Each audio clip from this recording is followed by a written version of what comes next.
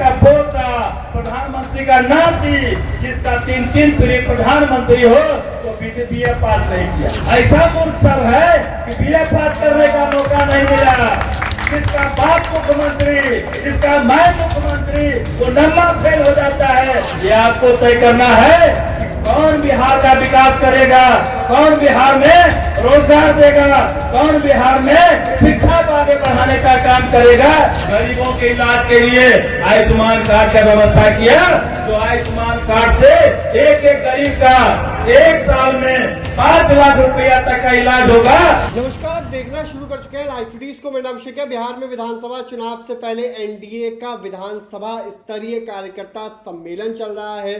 तमाम विधानसभा क्षेत्रों में NDA के बड़े नेता जाकर वहां सम्मेलन कर रहे हैं और संवाद कर रहे हैं। इस दौरान सुपौल में भी NDA का विधानसभा स्तरीय कार्यकर्ता सम्मेलन हुआ है। तमाम बड़े चेहरे इस कार्यक्रम में शामिल हुए हैं, चाहे बिहार सरकार के मंत्री नीरज कुमार बबलू हो, सांसद रामनाथ ठाकुर हो, तमाम बड़े चेहरे इस कार्यक्रम में शामिल हुए हैं।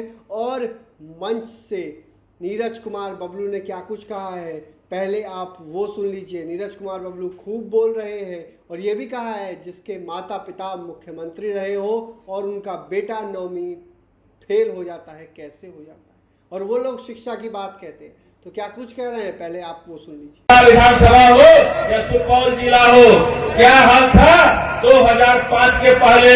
हम लोग कोसिक इलाके में लोग कहता टप्पू का इलाका था, यहाँ लोग आने से घबराते थे। और जब हमको पटना जाना होता था तो सोचना पड़ता था कि कहाँ से जाएंगे, कभी सहरसा होकर के, महसकूट होकर के, कभी पूर्णिया होकर के, कुर्सेला होकर के, तो कभी नेपाल घुस करके जाना पड़ता था पटना। लगता था समय 7 घंटा, 8 घंटा, 10 घंटा, 12 घंटा, इतना समय लगता था। जब से ये 4 लेन की सड़क बन गई है, सुपौल का दिशा और दशा बदल गया है। कितना समय में पटना जाते हैं, मात्र 4 घंटे में पटना जाते हैं। और सुपौल जो है भारत के नक्शे पे आ गया है। और जब से माननीय प्रधानमंत्री आदरणीय नरेंद्र मोदी जी बिहार को फोकस कर रहे हैं, तब से सुपौल का और अलग पहचान बन गया है। सुपौल में कई बड़े बड़े काम हो रहे हैं। हम पहले सुपौल की बात करेंगे, फिर राज्य की बात करेंगे। सुपौल का एक विशेष पहचान भी हमारा बनने जा रहा है। सुपौल जिला देश का पहला जिला होगा जहां देश का सबसे बड़ा पुल कोसी पर बन रहा है। तो देश का सबसे बड़ा पुल है, ये हमारे लिए सम्मान की बात है।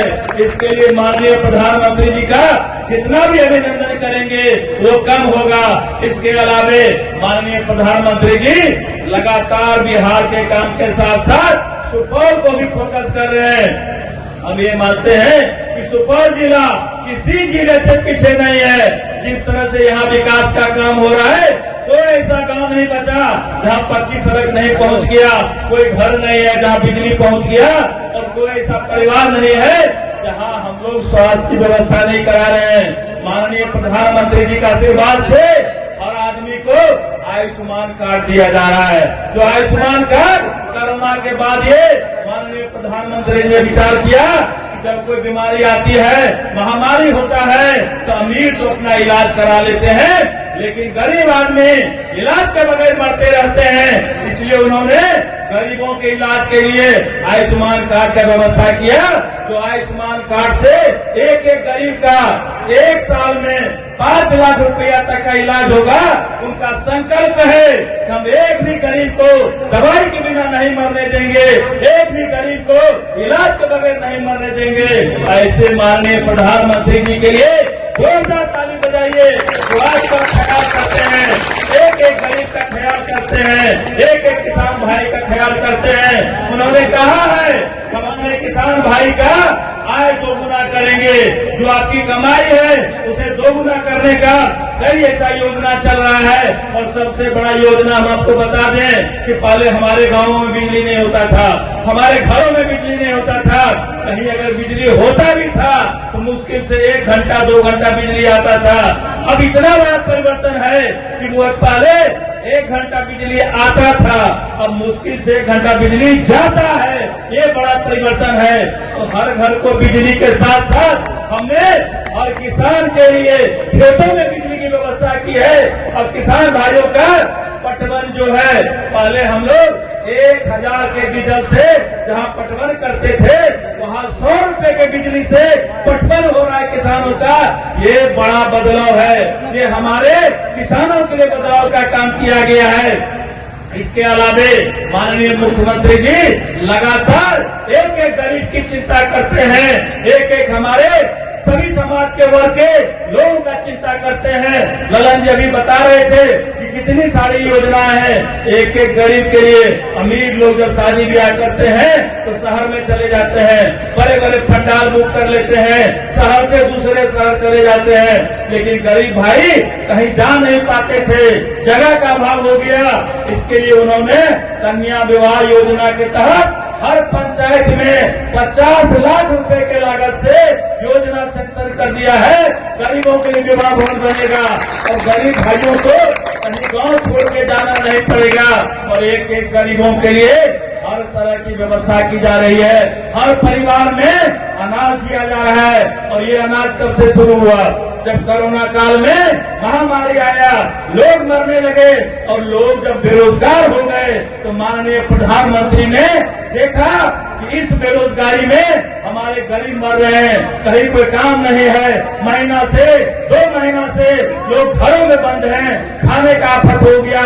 जो दिहाड़ी मजदूर थे, रोज कमाते थे, रोज खाते थे, उनके लिए अनाज की आवश्यकता पड़ने लगी। तब जाकर के माननीय प्रधानमंत्री ने योजना तय किया कि हर गरीब को हर घर में पहुंचा करके 5 किलो योजना हम लोग देंगे। और वो योजना आज तक जारी है और आगे भी जारी रहेगा। ये माननीय प्रधानमंत्री का देन है। ये प्रधानमंत्री का पोता, प्रधानमंत्री का नाती, जिसका 3 पीढ़ी प्रधानमंत्री हो, वो BA पास नहीं किया। ऐसा मूर्ख सब है कि BA पास करने का मौका नहीं मिला। जिसका बाप मुख्यमंत्री, जिसका माय मुख्यमंत्री, वो नंबर फेल हो जाता है, वो शिक्षा की बात करता है, वो आपका विकास की बात करता है। ये आपको तय करना है कि कौन बिहार का विकास करेगा, कौन बिहार में रोजगार देगा, कौन बिहार में शिक्षा को आगे बढ़ाने का काम करेगा, ये आपको तय करना है। तो आपने सुना कि क्या कुछ कहा है नीरज कुमार बबलू ने। बिहार सरकार के मंत्री हैं, तेज तर्रार मंत्री हैं, अपनी बात बेबाकी से कहते हैं। तो उन्होंने साफ साफ कहा जिसके माता पिता CM हो, उनका बेटा 9वीं फेल हो जाता है और वो शिक्षा की बात कहते हैं, तो खूब भड़के हुए हैं। विकास के बारे में भी बताया है, विकास किस सरकार ने किया, तमाम बातें कही गई हैं। बने रहिए लाइव सिटीज के साथ। हमारे YouTube चैनल को सब्सक्राइब करिए और उसको लाइक करिए। धन्यवाद।